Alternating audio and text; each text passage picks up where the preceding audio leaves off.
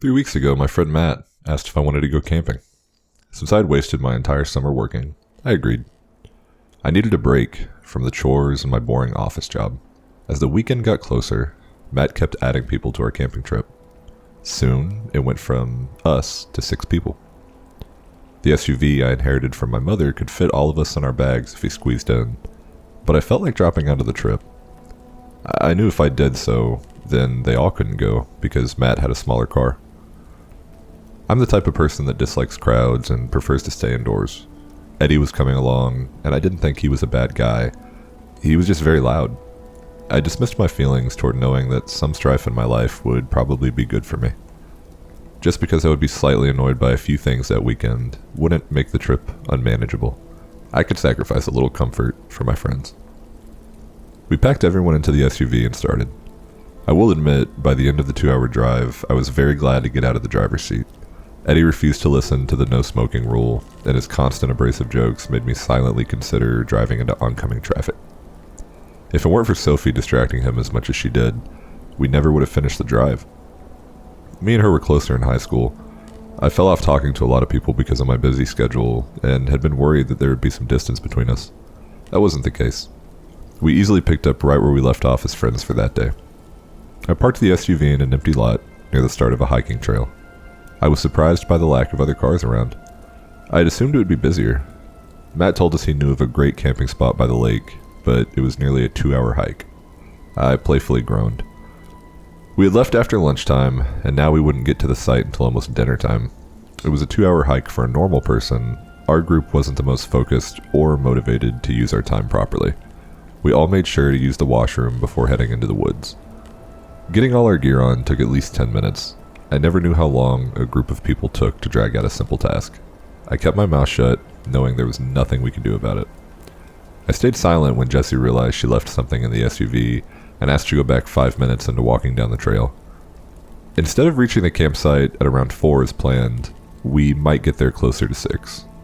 We could be cutting it close to set up while it was light out, but no one appeared worried.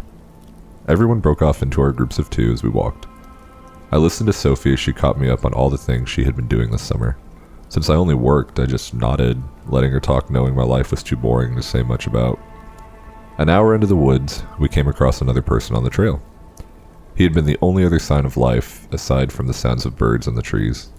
Our group caught up to him, and the stranger stopped to greet us.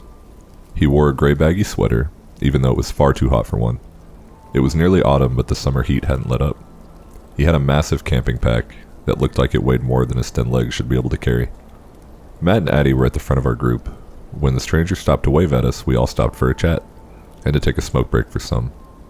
"Are you all just hiking or camping?" the man asked with a smile. He sounded slightly southern, with a warmness to his voice that instantly made him appear trustworthy. Matt nodded down towards the trail. "Camping. We're setting up near the big bear tree," he lied. I hadn't been in the area since I was very young, so I had forgotten about the tree until Matt mentioned it. It was a massive tree in the middle of a clearing that someone decided to carve a simple bear face into the bark years ago. It was a good landmark and near the end of the trail.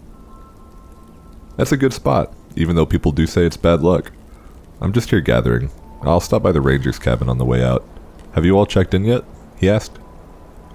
A mesh bag holding some mushrooms hung from his pack, along with a batch of plastic whistles. He looked over-prepared for anything, let alone a day trip out into the woods. "Do we need to check in?" I asked, unaware. The group gave me a look. I considered we might need to pay a fee to camp, and they all wanted to avoid it. The park runs on donations. Even if you can't afford one, you should let the rangers know you're all here just in case. "Do you have a GPS?" he suggested, the kind smile never fading from his face. "Yes, it's not our first camping trip," Matt stated, a little bit annoyed. This man was the kind of person he had issues getting along with. He looked too clean to be the kind of person to enjoy the outdoors. Like, he was only foraging to film content for his TikTok account. I glanced down to see he was wearing flip-flops. Seriously? Who hiked in flip-flops? The man adjusted his pack, not appearing to be offended by Matt's tone. "Do you all have whistles?" he offered. We shook our heads at the same time Matt pulled out one. Gracefully, the man sent down his pack to take off the whistles and offer them to us. He explained he wanted to buy one, but it was cheaper to buy them in packs, so he handed them out to the others he saw in the woods. When he bent down, the baggy collar of his sweater exposed a toned chest for a second. Sophie and Jesse noticed first, and Sophie not so discreetly punched my arm until I followed her gaze to see what got her so excited. To Matt's displeasure, we were all handed whistles. The man knew he was overstaying his welcome and replaced the bag on his back. He winked at the girls, showing he noticed their interest, which caused them to pretend as if they weren't swooning. I tied the whistle to my belt loop and needed to suffer through the group teasing me that the man hadn't winked at the girls, but in my direction. Jessie pretended to be upset that Matt gave the stranger the wrong campsite, joking she wouldn't mind meeting him in the middle of the woods at night. We finally found our campsite after a long walk, sweating in the heat. All of us got to work up, setting up tents, and playing around. I had only ever set up a tent twice in my life, and I needed Sophie to help get all the rods in place. Once it was up, I offered to help collect firewood, but that task had already been covered by Eddie and Ben, who had behaved until then. They did the job halfway until they found branches that looked like swords. That distracted them for a while. Matt disappeared for a while. He came back before dark holding a bag of items that would mean we were going to have a better dinner than canned beans and hot dogs. Since he went camping more often than all of us, he knew what was edible in the woods. He collected something I had never heard of until then called chicken of the woods. It was a fungus that tasted pretty good sautéed with a few other things he brought along. The sticks Eddie and Ben found weren't really enough to last the night. I helped Matt chop up some larger dry branches with a small axe he brought along. I mostly brought wood to him, and then took it near the fire instead of doing any of the other actual work. Matt appeared to be enjoying chopping too much to hand the task over. I thought everything had been going well so far. After dinner, Eddie brought out a joint for himself, and with some pestering from Ben, he grabbed another one to share with the group. I refused when it was passed in my direction, and gave Sophie a surprised glance when she took a hit. I've never seen her smoke before. The booze came out next, and the group started to get louder, retelling stories from school. A bottle was passed my way, and I raised a hand to refuse it again. "Dude, you're not driving, you can have some," Matt said, trying to force the beer into my hands. I had no choice but to take it, but I passed it over to Sophie. "Are you too good for my cheap beer or something?" Matt asked in a tone that made everyone stop talking and nervously look in our direction. "What? No, man, you know I've never really drank," I said, trying to calm everyone down. "You can have one," Sophie said, holding out the bottle again, trying to get me to take it. I looked all over their faces, confused about how this suddenly became such a big deal. I've never liked the way any alcohol tasted, but normally would have one drink to get people off my case. I also hated what weed did to me and only smoked it once. Smoking and drinking were just not my thing. I never thought anyone would get offended by something like that. It wasn't as if I was stopping them from enjoying those things. I don't want one. I don't think it's a big deal, I said, my hands raised in defense. My old friend leaned in, the cold bottle pressed against my arm, and her blonde hair falling on my shoulder. "I think you need to grow up," she whispered. The anger in her voice stunned me for a second. For a moment, only the crackling of the fire was heard. I didn't understand the sudden turn of mood. I knew it might not be a good idea to continue with the conversation, so I stood up. "Well, I'm heading to bed. It was a long walk for me today," I announced. Matt looked away at Eddie, as if they were sharing an inside joke. "What, is being out of the office too much for you?" Ben joked, trying to lighten the mood, but he failed. "Yeah, actually, I'm not outside much anymore, so I'm gonna pack it in," I said, and I hated how my voice sounded. "I'll see you guys in the morning," I added in a more relaxed voice. I left them by the fire and sat on top of my sleeping bag. It was too hot inside the tent to cover up. My head swam over what all that was about. I started to question all my actions that day. Yes, I did get annoyed with the smoke breaks, the loud jokes, and how long the hike took, but I never said anything. Was I giving nasty expressions all day that I wasn't aware of? Or was all of this something else? I considered that none of them wanted me to come along, but had only used me for the ride. Well, aside from Sophie, but now I wasn't too sure. But why? Was it my full-time job? My career goals? Matt was working at his father's shop. Ben was unemployed, living with his parents. Eddie was... well, Eddie. He crashed out at different places until he got kicked out. Jessie was a waitress, and Sophie said she was doing a lot of social media things and had recently started to get paid for it. None of them worked a 9-to-5 job like myself, but who cared about that kind of thing? Did they all really assume I was looking down on them for their lifestyles? Was I overthinking all of this? Or did all of my friends actually hate me? It sucked being in the dark with those questions, in your head as your friends chatted and had fun outside. I decided then that I just needed to get through the weekend and then most likely not bother to hang out with these people again if they really didn't want anything to do with me. It hurt, but I wouldn't have time to do anything besides work and school when classes started up again. Despite the chattering thoughts and emotions swirling in my chest, I slowly drifted off to sleep, unaware that not just a busy lifestyle would prevent me from seeing my friends again. I woke up in the middle of the night in the darkness, disoriented to so many different sounds coming from outside my tent.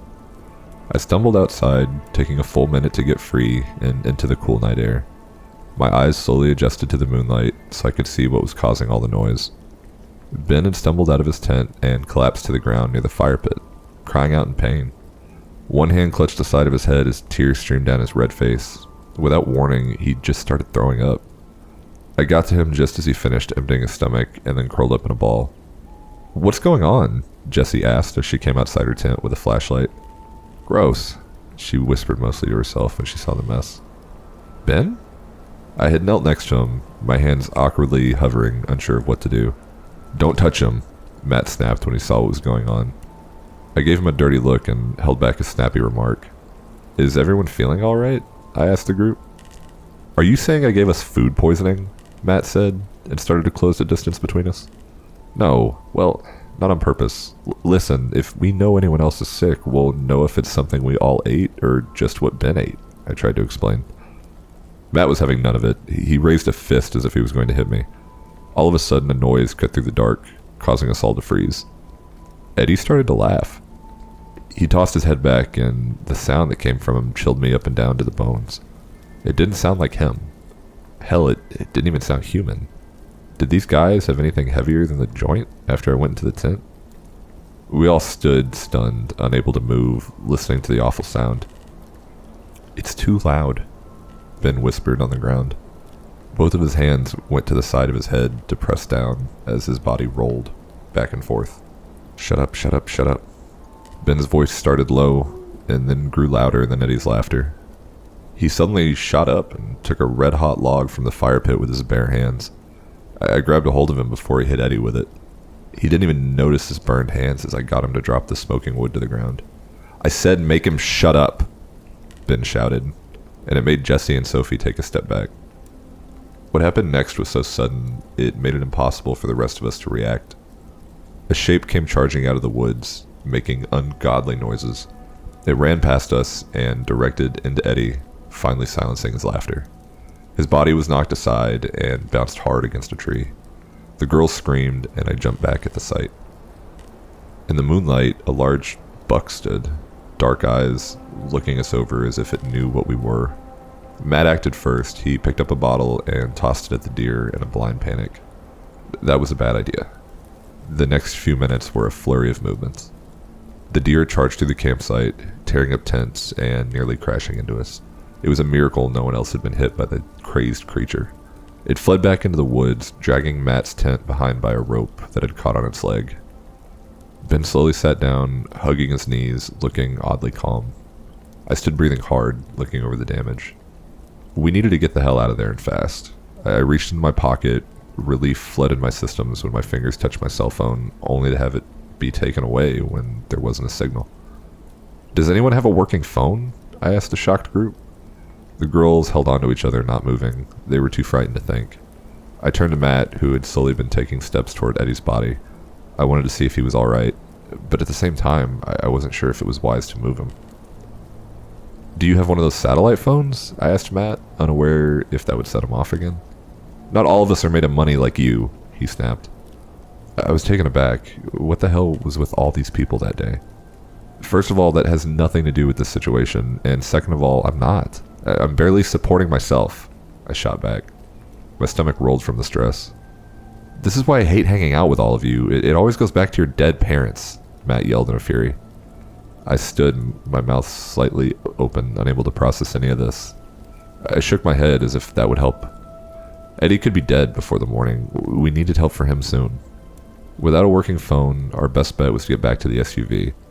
I remembered the man we met on the trail and how he mentioned the ranger station. They should have a radio or a way to contact someone in an emergency. "I'm going to rush back to the SUV. Matt, you know the woods better than anyone. You should go to the ranger's cabin asking for help." Anyone is welcome to come back to the car, I offered. Strangely, Jesse and Sophie shook their heads. At first I thought they were going to go with Matt, but they offered to stay behind at the campsite with Eddie and Ben. I nervously glanced at Ben, who had sat silently since the deer ran off. There wasn't much we could do for Eddie right now, and if Ben snapped, the girls could get hurt, and it was possible that the rabid deer would come back, and yet they both wanted to stay behind. Neither could drive, so it wasn't as if they could go to the SUV instead of me. I accepted their request and borrowed a flashlight to start heading down the trail. Matt was going to collect himself before starting on his way to the ranger station. I'd only taken a few steps down the path when I heard screaming in the dark from the campsite I had just left. Against my better judgment, I ran back into the woods, only to get cut off by a deer running in front, blocking my way. More screams came from the forest as I helplessly stared down the animal in my way. There was something wrong with the way it looked at me. I stepped to the right, and it took a step to the right. I moved left, and it moved left. The movement made a chill run down my spine. The creature raised a head and let out a long, haunting noise, drowning out all the other sounds. My body jumped, and I started to run to what I thought was back towards the campsite. I raced through the woods with all sorts of noises echoing through the trees. Some sounded like the girl's screams, and others were noises where something I didn't think anything natural could make. My heart raced as my flashlight beam bounced across the forest floor. I was blinded by fear, and I didn't see the sudden drop off a steep hill. I stopped too late and ended up slipping down the slope, rolling and losing my grip on the flashlight. My body slammed against hard rocks and exposed tree roots. Exposed skin was torn and bruised from the fall. I ended up at the bottom, dazed and in too much pain to move. It still felt like I was rolling for a long time. I knew I needed to move, and yet I couldn't. Through ringing ears, I heard a voice coming from above. "Are you all right?" Unable to speak, I raised a hand with a thumbs up. The moonlight was bright enough to see the outline of the stranger we met on the trail earlier. He was missing his pack and had changed into a darker sweater. "Hang on, I'll get you." I wasn't able to protest before he started down the hill that had taken me out. He glided down it as if it was a mastered hobby of his. He stopped above me, leaning over to get a better look at my injuries. "Did you hit your head? Do you think it's okay to move you?" he asked. "Yeah, I'll be fine, but we need to get back to my friends. They're in trouble. Weird stuff is happening," I told him and slowly started to sit up as I spoke. I felt a hand wrap around my wrist with ease. He helped me back to my feet. To my embarrassment, he bent down on one knee, offering to carry me on his back. "I'm not a koala," I replied to his silent offer. This way is much faster." I hated he was right. I accepted the suggestion with his longer legs. We were up the slope within a minute. My entire body hurt, and I was silently thankful I didn't have to struggle up the hill. "So, Mr. Koala, what's your name?" "I'm Arlen." My face turned sour. "Michael," I muttered as I started to head back towards where I thought the campsite was. He stopped me and tapped my nose, as if it meant something. "I smell your fire pit in this direction," he said, and pointed the other way. We hadn't seen any other campers, so the only fire in the woods should have been made by us. I very faintly smelled smoke, but that could have been because of his suggestion. I followed him, going as fast as my body would let me. "What are you still doing in the woods?" I asked him. With everything that happened so far, I didn't trust a stranger out in the woods. If the deer weren't acting the way they had, I would have assumed all my friends were on a bad trip. Something was going on, and he might have been connected to it. "I was ambushed by a feral squirrel. I needed to ditch my pack to outrun it. I was hiding from it until I heard screaming," Arlen explained, and looked over his shoulder. "No matter what happened to you tonight, at least it wasn't something that embarrassing." I coughed to hide a laugh. Wrinkles appeared at the corner of my eyes when he smiled.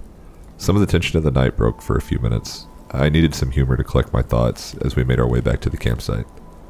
Any kind of calm disappeared from my chest when we arrived.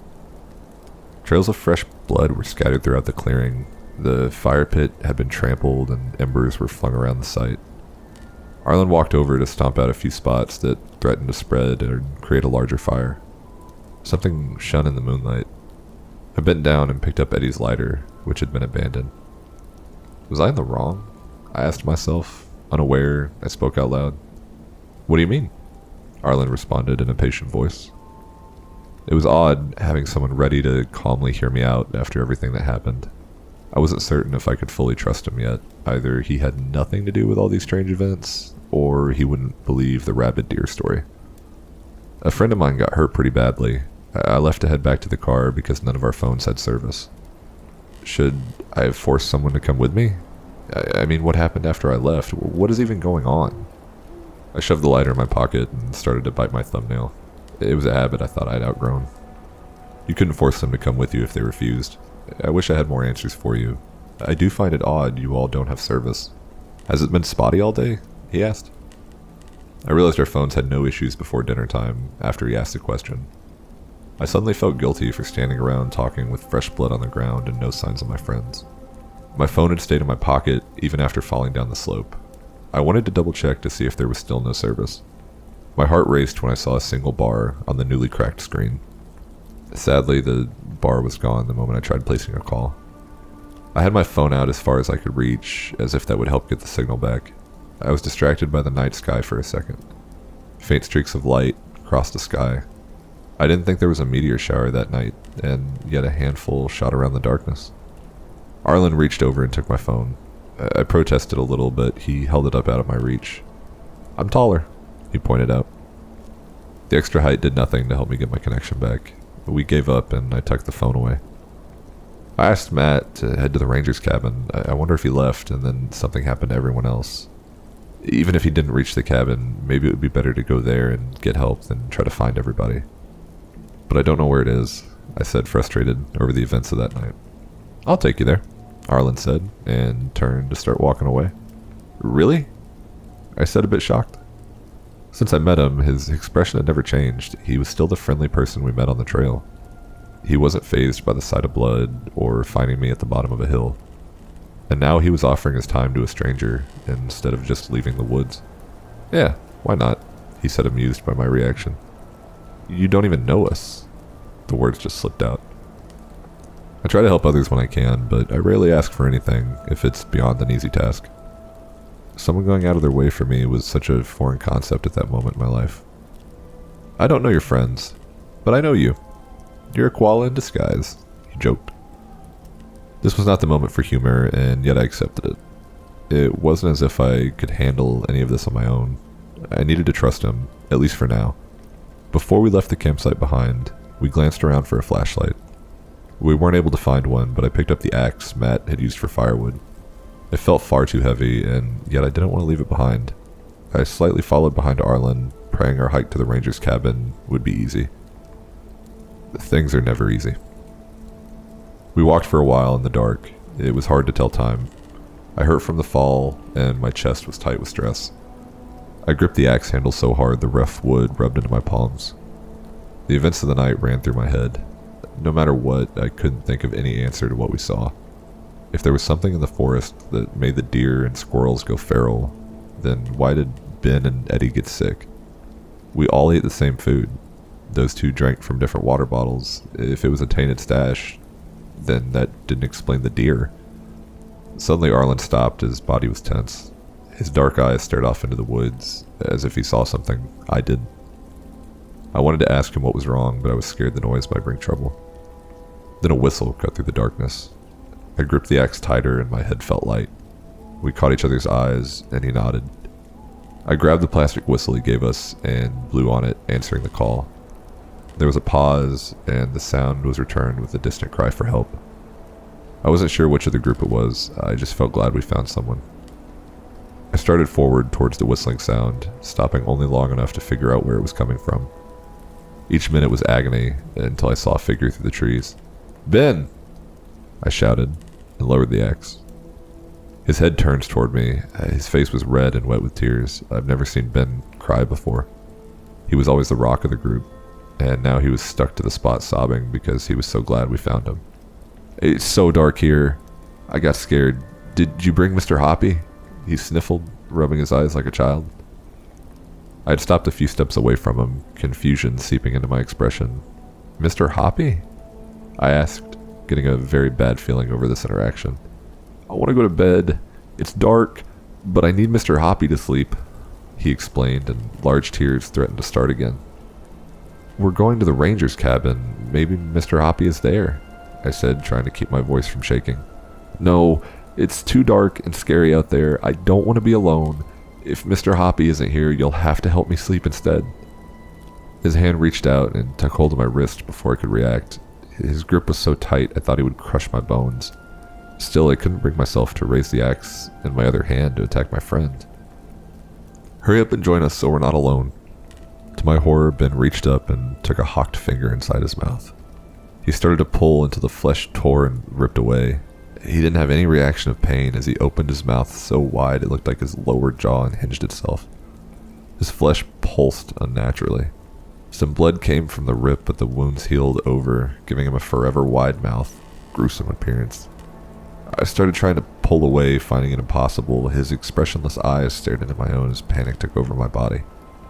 Another ripple ran through his face, and all of a sudden the flesh on the left side exploded outwards in gore and twisted shapes. It was as if a bloody kind of vegetation was trying to get through his skin and fusing with his flesh and bone. I felt the axe hand get ripped from my hand. Then someone grabbed the back of my shirt with a powerful hand and pulled me backward as Ben kept a hold of my wrist, extending his arm. With a single swift cut, Arlen chopped off Ben's arm at the elbow. I felt myself get lifted off the ground for a second, then we were running. Ben didn't follow, but let out a scream similar to the sound the deer made before. We ran until my legs gave out and my lungs burned. I finally stopped, sweat stinging my eyes and my face burning. I felt something on my arm, and disgust rose through my throat when I realized Ben's hand had not let go. Silently, Arlen helped me pry the fingers off my bruised wrist, and he tossed the arm deep into the woods. I collapsed against a tree. My face was in my hands, and my body was shaking. Not only was I mortified over Ben's face transforming the way it had, I was ashamed over my reaction. I had a weapon in my hand. If Arlen hadn't been there, I might have died because of shock. A noise stirred me from misery. Arlen had started to whistle a song. His back straight, staring off into the woods. He noticed I was staring at him and he stopped. I whistle when I get nervous, he admitted, and for the first time, I saw a hint of stress on his face. I could understand that, but did he really have to pick, always look on the bright side of life? Not the best song for the moment, I commented, trying to stay collected. I think it's the best song for the moment like this. Sure, we saw something terrifying, but we got away, right? He pointed out, his smile appearing forced. I was going to agree with him, but something far worse than Ben found us. Due to all the noise we made from running, it could have been following us for a while without us noticing. Hey guys, have some spare snackies? The voice belonged to Eddie, but it was all wrong. The words were choppy and unnatural. I stood up, legs shaking far too much to make a run for it. I wish the moon wasn't so bright that night. I never wanted to see what walked through the trees toward us. A deer hobbled along, carrying extra weight. Coming out from the base of its neck was the chest of a lifelong friend. He hung upside down, arms swaying and fingertips nearly touching the ground. More of the almost flower-like growth circled where they had been fused. The monster stopped walking and stared at us with two sets of eyes. Alone. This time the word came from the mouth of the deer, using Eddie's voice. Something cracked as the deer's head started to turn. Slowly Eddie's upper half rotated around, making him and the deer's head trade places. He reached out his arms as if offering an embrace. You snackies or frenzies? He asked, head jittering with each syllable. The monstrosity charged forward, wanting our flesh. I pressed my body hard against the tree, cursing my body and refusing to react the way I wanted it to. Arlen planted his feet hard on the ground and braced himself. He used the momentum of the creature against it. The Eddie creature realized its mistake the moment the axe blade was planted in the middle of its face. It dug deep down as Arlen pressed his entire body against the handle. His feet were pushed back, digging up dirt. He lost both of the flip-flops he had been wearing, and yet he didn't react to the twigs and rocks cutting into his soles. They both stopped, Arlen keeping the monster's body still standing. He backed off, letting go of the handle and letting them both fall. He then leaned down with his hands on his knees, breathing heavily. The monster twitched, and the deer's head started to move upwards, as if trying to replace Eddie's. Arlen moved fast. He planted a foot against the creature and ripped the axe free. He brought the weapon down again and again. Splashes of blood flew from the attack, covering the front of his sweater and even spattering across my clothing. He kept hacking until the handle broke off in his hands. His last attack was to drive the wood down deep into the mess of the deer skull. Silence came over the forest, aside from his ragged breathing. He looked over what he had done and lifted his sweater to clean most of the blood away from his face. His eyes landed on me, and then he looked back at the mess at his feet. Excuse my French, but fuck. He paused to gesture toward the pile of gore at his feet. All of whatever this is, he finished. That used to be my friend, I finally answered. The word hung heavy in the air. His expression changed to pity when he looked back down at the mass of flesh and bone. The body twitched, and I worried that it would get back up again. We needed to move before that happened. We're not far from the ranger's cabin. Come on. With some gentle prodding, Arlen got me moving again. I hated all of this. I hated how I froze up, and how every sound off in the woods made me jump. And I hated not having answers. Arlen stopped a few seconds, checking the trees and ground as if he was tracking something. He also glanced up at the sky. I wondered if he knew how to get around based on the location of the stars. He noticed being watched and pointed towards the pair of fallen trees. I memorized a lot of key locations off in the woods, so I know how to get back if I get lost while foraging, he explained. Are you from around here? I asked him. The forest was huge, surely he would need to come here countless times to remember so much of it. No, just a good memory, he shrugged. He was flexing his hands at his side as if they were in pain. Taking down that monster must have taken a toll on him, and he was walking around without shoes. I wanted to offer him mine, but there would be no way they would fit. What kind of people are your friends? I mean, what are they like? Arlen asked, as he kept his head direction forward. I knew he just wanted me to talk to keep me distracted from the horrors we witnessed, but I went along with it anyway. Ben was our rock. No matter what, he was a calm one of the group. If you had a problem, he would be there to listen. But around Eddie, he acts pretty goofy. It's the only time I see him let loose a little. I told him I fully regretted ever agreeing to take everyone camping this weekend. What about the other guy we met? That was one way to put it. My stomach churned thinking about Eddie as the image of his body fused to the deer came to mind. Eddie was never that bright. Kind of annoying if you ask me. I tended to avoid him if I could, but he wasn't a bad guy. Far from it. Super kind, always sharing what he had. He was also good with animals. He had found an abandoned and abused donkey when we just started high school. The year he took care of it was probably the best year of that donkey's life. I stopped walking. My body suddenly felt heavy. I didn't want to move. I just wanted to bury myself deep into a hole and never move from one spot again. I felt tears starting to overtake me as I found myself chewing so hard on my thumb the tip started to bleed. I'm sorry. I started my voice uneven. Arlen simply gave me a thumbs up, knowing I needed a few seconds to collect myself. I didn't understand him. He acted so calmly and helpful to a stranger. How could he not be a mess after taking an axe to a monster that tried to do God knows what to us? He didn't rush me. It took a minute, but I pushed aside my misery to keep moving forward. Seeing the light of the cabin was a massive weight off my shoulders. I rushed forward wanting nothing more than to get a hold of a person that could help us. Again, a hand grabbing the back of my shirt as I was dragged aside. I had gotten in front of Arlen, and an odd, serious expression came over his face. He nodded silently, telling me to stand behind him. I listened and mentally got ready as a dread filled my chest. If this place wasn't safe, I didn't know if I could handle it.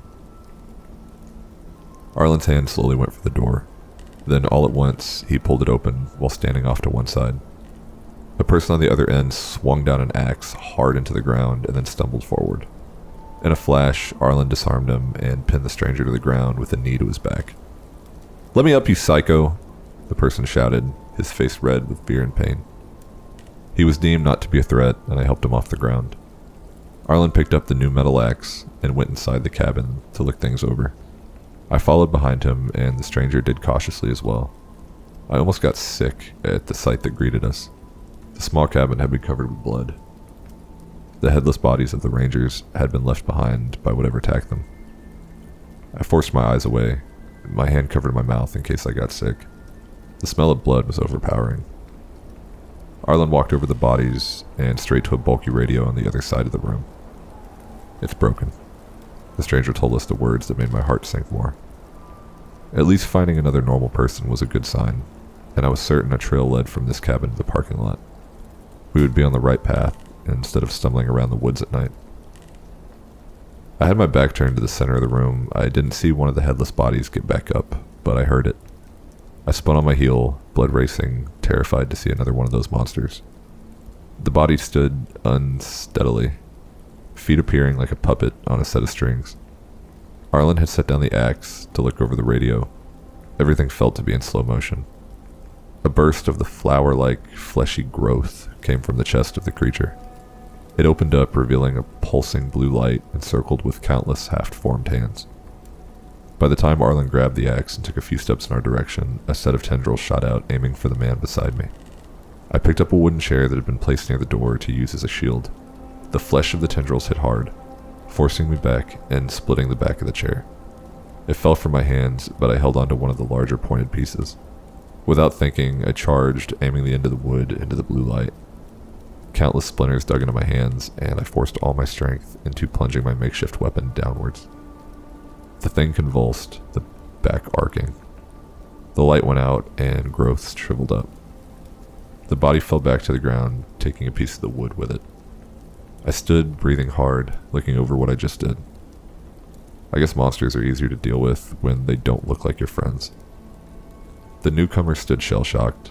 Arlen walked over and rolled the other body on its back. The chest started to move, ready to open up like the other one. He brought down the axe a few times, ensuring the creature stayed down. Then our attention was drawn to the stranger in the cabin, expecting answers. "What are these things?" I demanded. He crossed his arms and turned his face away. "What makes you think I know?" He shot back, huffing. I reached over and took a hold of a swipe card attached to his belt loop. He was wearing a short white lab jacket and didn't appear to be a hiker. He snatched away his card, knowing his cover was blown. "I can't give you a lot of details." He started appearing nervous. Arlen lifted the axe a little, and the man raised his hands in defense. "I'll tell you what I know." Who are you two? Hikers? Ex-military or something?" he suggested. "A citizen and a koala," Arlen answered, and I wished he'd dropped the joke. I looked over to him, trying to spot a lie. I did expect him to at least be involved in all of this, or have some sort of military training. He took down the deer creature on his own, and found his way through the woods in the dark, without any shoes. Was Arlen really just some random person who got caught up in all this, like the rest of us?